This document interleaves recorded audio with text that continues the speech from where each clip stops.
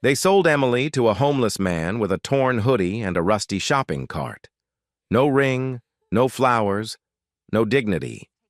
But the moment she said, "I do," the beggar removed his mask. Tonight, you'll see how one hidden billionaire used poverty as a test, and how one girl's kindness changed her destiny forever.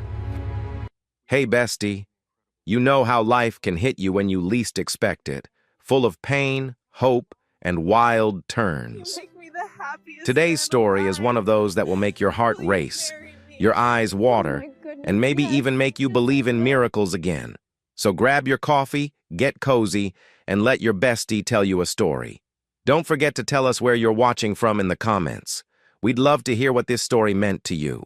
Emily Carter was 20, but in her aunt's house in rural Nebraska, she did not feel like a young woman. She felt like a maid nobody was paying. She had been an orphan since she was 14. One car accident took both her parents in a single night. After that, she was sent to live with Aunt Patricia and Uncle Bill on their small farm outside town. Every day started the same way. Before anyone woke up, Emily was already in the kitchen. She lit the stove, made eggs and bacon, set the table, and swept the floor.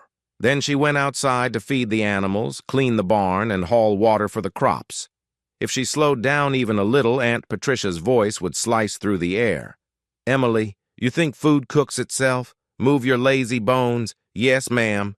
Emily would answer softly and move faster. Uncle Bill always said he took her in out of the goodness of his heart, but the way he said it, it sounded like a prison sentence, not a rescue. Whenever visitors came, he made sure they heard him. "Since her folks died, I've been the one carrying this girl, feeding her, clothing her, putting a roof over her head. And does she thank me? Not once. But the clothes on Emily's body were faded hand-me-downs from her cousin Megan. Her shoes had holes. Her coat was too thin for Nebraska winters. Still, she never complained. The hardest part was not the work. It was the college letter. 2 years ago, Emily received a full scholarship to the state university. She had applied in secret, using the school library computer. When the acceptance letter arrived, her hands shook with joy. But Aunt Patricia found it first. "College?" She laughed, waving the letter in the air. "Who's going to do your chores if you leave? Who's going to cook and clean?" She tore the letter in half. "You're not going anywhere." Emily watched her dream fall to the floor in pieces. That night, she cried into her pillow until there were no tears left. After that, whenever she felt hope rising in her chest, she pushed it back down. Hope was dangerous. Hope only made the disappointment worse. And so she stayed. Cooking, cleaning, working the farm, invisible. The family never let her forget her place.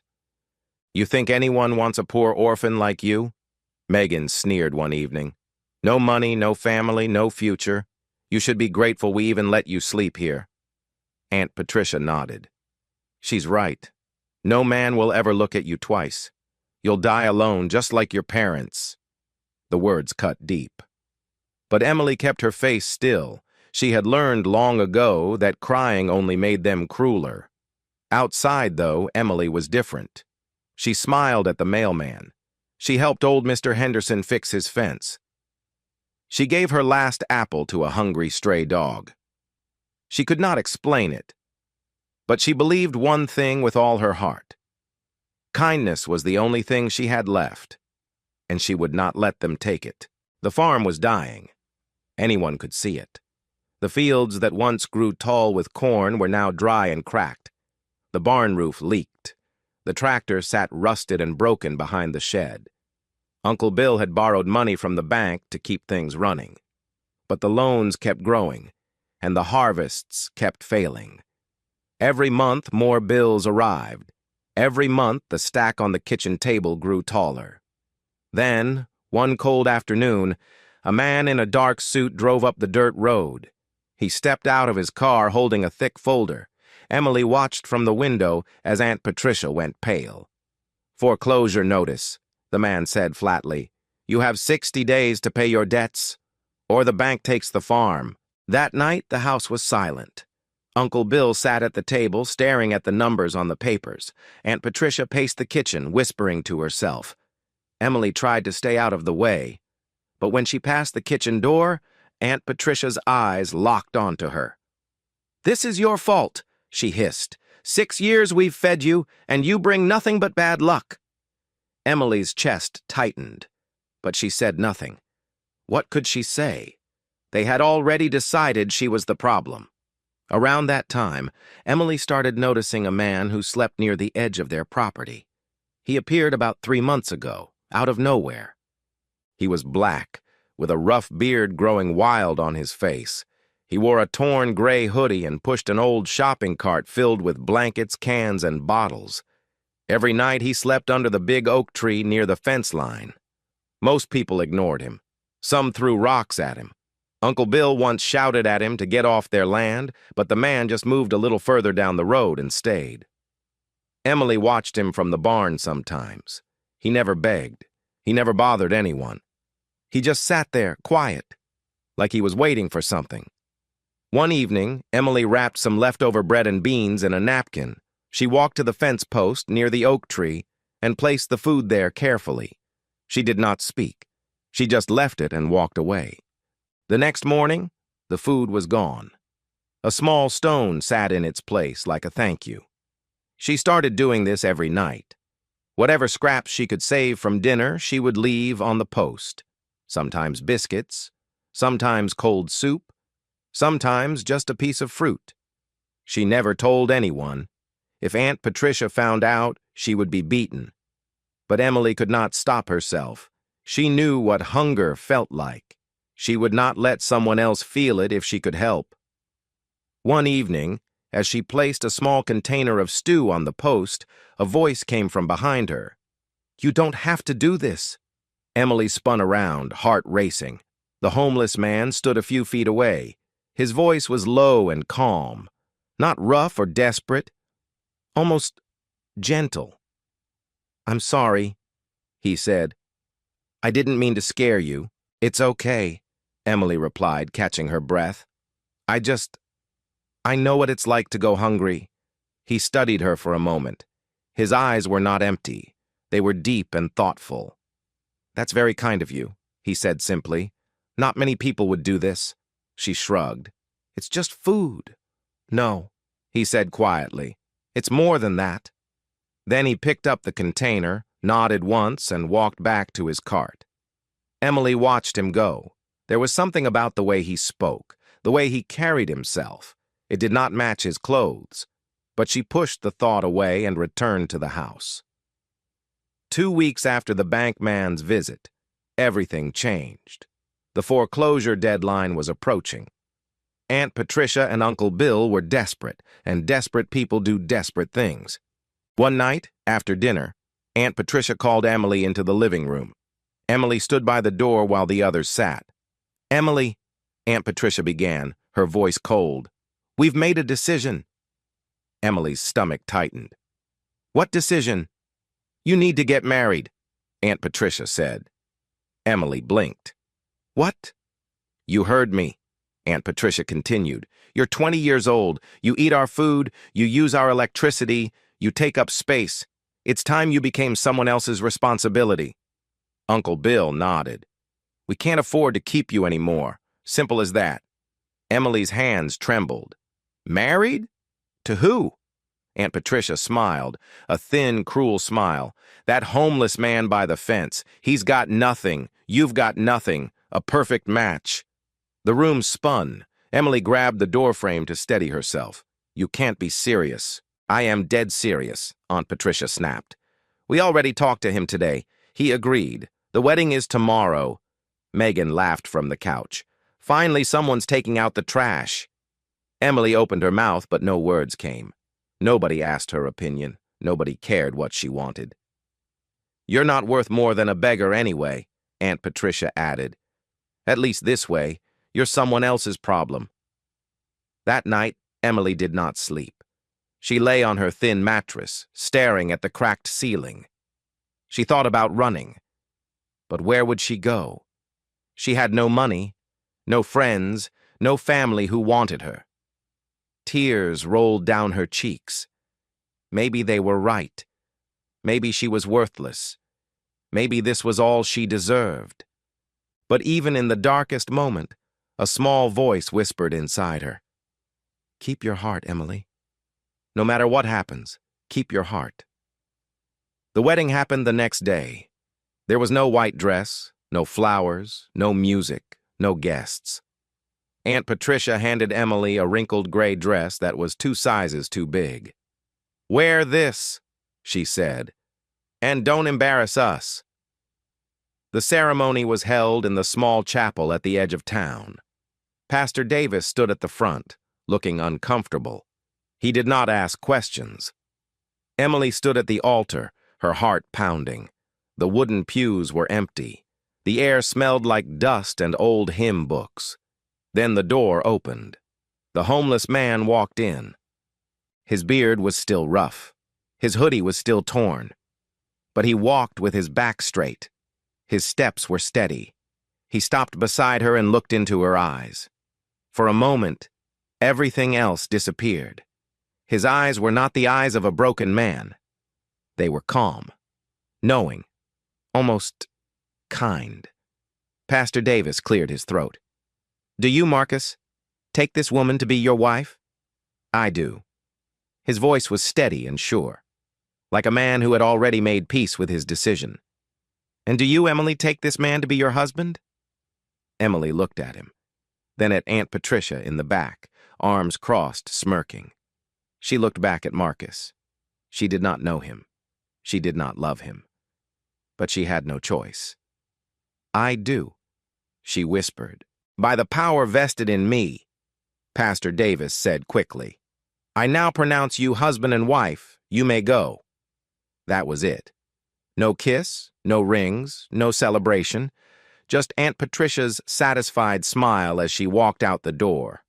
"Good riddance," she muttered. Emily expected them to walk away from the chapel on foot, maybe find a bus stop, maybe sleep under a bridge. She was already preparing herself for the worst. But as they stepped outside, a black Cadillac Escalade pulled up to the curb. The windows were tinted dark. The chrome gleamed in the afternoon light. A driver in a crisp black suit stepped out. He was white, clean-shaven, and professional. He walked to the back door and opened it with a slight bow. "Mr. Westbrook," he said respectfully. "The car is ready, sir." Emily froze. "Mr. Westbrook." She turned to Marcus. He was watching her calmly. But now, for the first time, she saw a small smile at the corner of his lips. "Get in," he said gently. "I'll explain everything." Emily's legs would not move. She looked at the Escalade, then at the driver, then back at Marcus in his torn hoodie. "What is happening?" she whispered. Marcus placed a gentle hand on her back. "Trust me. Just for a little while." She did not know why, but she climbed into the car. The leather seats were soft and cool. The air inside smelled clean and expensive. Marcus slid in beside her. The door closed. Through the tinted window, Emily saw Aunt Patricia and Uncle Bill standing in the chapel doorway. Their mouths were open. Their faces were white with shock. The car pulled away. The Escalade drove for nearly an hour. Emily sat in silence, her mind racing with questions. Finally, the car stopped at a large gated estate outside the city. A mansion rose behind the iron gates, white columns, tall windows, a fountain in the circular driveway. The driver opened the door. "Welcome home, sir," he said. Emily stepped out slowly, her worn shoes touching the polished stone. "Home?" she whispered. Marcus led her inside. The foyer was enormous. Crystal chandeliers hung from the ceiling. A grand staircase curved upward. Staff members in neat uniforms stood waiting. "Good evening, Mr. Westbrook," they said in unison. "Welcome home, ma'am." "Ma'am," Emily almost laughed. No one had ever called her that. Marcus turned to her. "Come with me," he said. "There's something I need to show you." He led her to a private study. Inside, he opened a laptop and turned the screen toward her. On the screen was a website, Westbrook Green Industries, a logo with a leaf and a lightning bolt, photos of solar panels, electric vehicles, modern buildings, and in the center, a professional portrait. A black man in a tailored navy suit, clean-shaven, sharp jaw, confident eyes. It was Marcus. "My name is Marcus Westbrook," he said. "I'm 32 years old. I'm the founder and CEO of Westbrook Green Industries. We develop sustainable technology and manage real estate investments across the country." Emily stared at the screen, then at his torn hoodie, then back at the photo. "I don't understand," she said. He closed the laptop and sat across from her.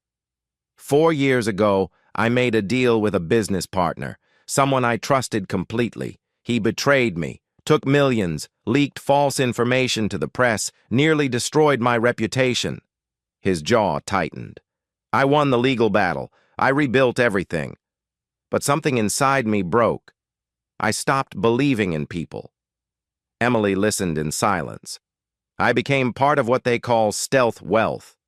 He continued. "I stayed out of the media. I lived quietly. And then one day, I decided to run an experiment." "What kind of experiment?" she asked. "I wanted to see what people were really like," he said.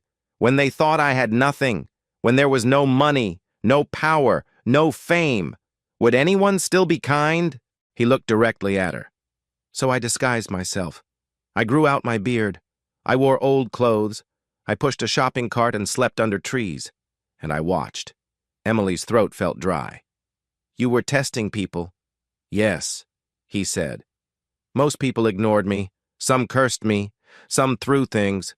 Your uncle threatened me. Your aunt called the police twice." He paused. "But you, Emily, you were different." Her heart pounded. "I watched you for months," he said. "Every night you brought me food. You never told anyone. You never asked for anything in return. You didn't even know my name." She remembered all those nights, the bread wrapped in napkins, the cold soup, the small acts she thought no one saw. "One night," he continued, "I heard you talking to yourself by the fence. You didn't know I was awake." "What did I say?" she whispered. He smiled softly. "You said, 'I know what it's like to be poor. So I have to be kind to people who are struggling, because no one was kind to me.'" Emily's eyes filled with tears. "That was the moment I knew," he said. "I didn't want a woman who loved money. I didn't want someone who was kind only when it benefited them. I wanted someone with a real heart. And you were the only one I found." She wiped her eyes. "But you agreed to marry me, a stranger, a nobody." He shook his head. "You were never a nobody to me, Emily. I've known who you are for months. I just needed to see if your kindness was real. And it was." She was silent for a long moment. The room felt too big, too bright, too unreal. "I know this is a lot," Marcus said gently, "and I want you to know something." He reached across and took her hand. "If you don't want this marriage, I will let you go. I'll give you money, a place to live, a chance to start over. I didn't marry you to trap you. I married you because of who you are." He paused. "But if you choose to stay, I will spend the rest of my life making sure you are never treated like you're worthless again." Emily looked at him. At this man who had hidden in plain sight, who had watched her kindness from the shadows, who had chosen her not for beauty or status, but for her heart. For the first time in 6 years, someone was asking what she wanted. "I want to stay," she said quietly. His hand tightened around hers. "Then let's begin." 3 weeks later, the black Escalade rolled up the dusty road to Aunt Patricia's farm. But this time, it was not alone. A second vehicle followed close behind, carrying 2 private security guards. Emily stepped out of the car. She wore a simple but elegant cream dress. Her hair was styled neatly. Her posture was straight and confident. She looked like a different woman, because she was. Marcus walked beside her. Clean-shaven now, his jaw sharp, his presence commanding. He wore a perfectly tailored black suit. No more torn hoodie, no more shopping cart. Aunt Patricia came running out of the farmhouse, her face twisted with confusion, then shock, then something close to fear. "What is this?" she demanded. Uncle Bill appeared behind her. Megan stood in the doorway, frozen. Emily did not rush. She walked calmly to the porch and stopped. "Good afternoon," Marcus said. His voice was no longer tired. It was powerful. "I believe we have things to discuss." One of the security guards stepped forward carrying a folder. He handed it to Marcus. Emily looked at her aunt. "For 6 years," she began, her voice steady, "you called me a burden. You said no one would ever want me. You told me I would die alone and worthless." Aunt Patricia opened her mouth, but no sound came out. "You made me sleep on a mattress on the floor," Emily continued. "You tore up my college scholarship. You took everything from me and made me thank you for it." Her eyes were bright but calm. "But I was never worthless. I was just surrounded by people who couldn't see my value." Marcus opened the folder and held up a stack of documents. "These are financial records," he said coldly. "After Emily's parents died, she was entitled to survivor benefits. Social Security checks came every month for 6 years. Aunt Patricia's face went white. "You kept every dollar," Marcus continued. "You used it for the farm, for your own children, for yourselves. Emily never saw a cent, and you called her the burden." Uncle Bill stepped forward. "Now hold on. We took her in when nobody else would. We gave her a home. You gave her a corner to sleep in." Marcus replied, "You gave her chores and insults. You gave her cruelty and called it charity." Emily stepped forward. "I didn't come here for revenge," she said quietly. "I came here so you could see the truth, so you could see what I've become. Not because of you, but despite you." She reached into her bag and pulled out an envelope. She placed it on the porch railing. "This is money," she said. "Enough to pay off the bank, enough to save the farm." Aunt Patricia's eyes widened. "Why would you help us?" "Because I'm not like you," Emily replied. "I don't hurt people when they're down. That's the difference between us." She looked at the farm one last time. The fields where she had worked until her hands bled. The barn where she had cried alone at night.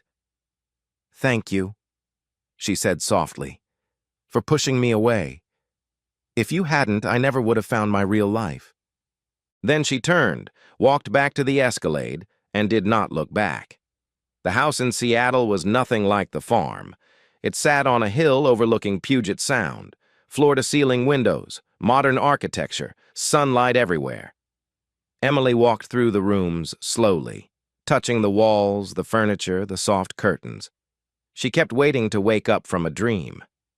"This is your home now," Marcus said. She turned to him. "I still can't believe this is real." He smiled. "Believe it, and there's more." He handed her a folder. Inside was an acceptance letter. University of Washington. Full scholarship. Starting next semester. Emily stared at the letter. Her hands trembled. "How?" "That scholarship you got 6 years ago," Marcus said. "The one your aunt destroyed? I found out about it 2 years ago. I set up an anonymous fund to hold your spot. I was waiting for the right time." "You did that?" she whispered. "Before you even knew me?" "I knew your grades," he replied. "I knew your story. I knew someone was trying to bury your future. I just didn't know the details until I came to Nebraska." Tears rolled down her cheeks. She could not speak. "You deserve this, Emily," he said gently.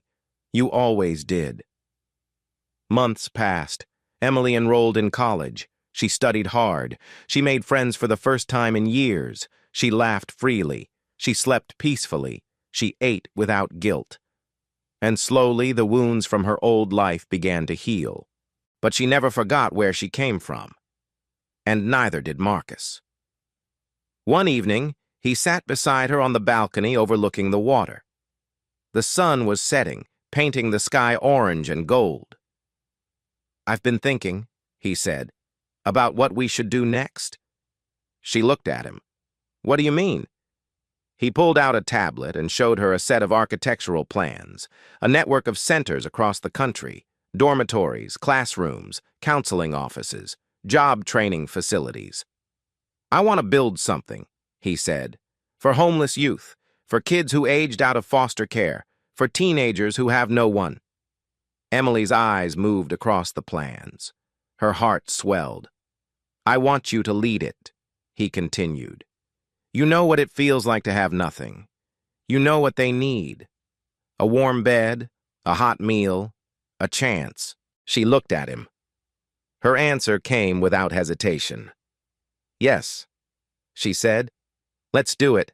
They called it the Kindness Project. The first center opened in Seattle, then Portland, then Denver, then Dallas, then Chicago.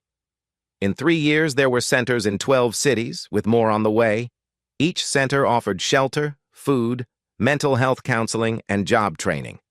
Young people came from streets and shelters across America. They learned trades. They earned diplomas. They rebuilt their lives. And at every grand opening, Emily spoke. She stood on stages before hundreds of people, local leaders, donors, journalists, volunteers, and most importantly, the young people themselves. "Being poor is not a crime," she would say, her voice steady and clear. "Kin ngoy ngeo, that is the crime. Looking down on someone because they have less, that is the true failure." The crowds would listen, the cameras would roll, and somewhere in the audience, a teenager in worn clothes would look up and think, "Maybe there's hope for me too." Marcus always stood in the back, watching, smiling, prouder than he had ever been.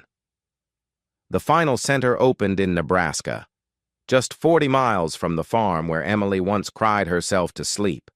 The ceremony was large. Local news, state politicians, national donors, and hundreds of young people who had already been helped by the program. Emily stood at the podium. The autumn wind blew gently across the stage. She looked out at the crowd, and there, in the very back, she saw them. Aunt Patricia, Uncle Bill, Megan. They did not approach. They just stood and watched. Emily's speech did not mention them. She spoke about resilience, about kindness, about hope in the darkest moments. "I was an orphan," she said. "I was treated like I was nothing. I was told I would never amount to anything." She paused. "But I held on to one thing, my heart. I refused to become bitter. I refused to stop being kind." Her voice grew stronger. "And that is what I want every young person here to know. You are not your circumstances. You are not what people say about you. You are what you choose to become." When she finished, the crowd erupted in applause. Marcus met her at the side of the stage. He did not say anything. He just took her hand and held it. She looked at him. "We did it." He shook his head. "You did it." That night, they sat in their hotel room, looking out at the Nebraska sky. The same stars Emily had stared at years ago, wishing for a different life. "Do you ever regret it?" she asked. "Living like a homeless man? Going through all that?" He shook his head. "I found you. That's not regret. That's the best decision I ever made." She leaned into him. "I used to think I was nothing. And now?" he asked. "Now I know the truth," she said. "I was always something. I just needed someone to see it." He kissed the top of her head. "You didn't know who I was, Emily," he said softly. "You thought I was a homeless man with nothing to offer, but you were still kind. You still shared your food. You still treated me like a human being." He turned her face toward his. "And that's why I will spend every day of my life protecting your heart, because it's the most valuable thing I've ever found." Emily smiled. The little girl from Nebraska, the servant in her aunt's house, the bride they sold to a homeless man. She was none of those things anymore, and all of them at once. Her past was part of her story, but it no longer defined her future. She had found her voice, She had found her purpose. She had found love, not by luck, but because she refused to let the world make her bitter. And as she looked at the stars one more time, she whispered something only she could hear. "Thank you, Mom. Thank you, Dad. I made it." Marcus took her hand. Together, they looked toward the horizon. The future was waiting, and they would meet it together. Bestie. That one hit different, didn't it? Life really does have a way of rewarding those who stay kind when it would be so much easier to turn cold. If this story touched your heart, drop a yellow heart in the comments. And don't forget, your bestie's got more stories coming your way. So hit subscribe and stay close. Till next time, stay kind, stay real, and stay my bestie. Because you know your bestie never runs out of stories.